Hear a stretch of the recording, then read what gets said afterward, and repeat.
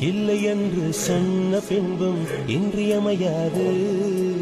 தொல்லை தந்த போதும் எங்கள் தில்லை மாறாது. இல்லை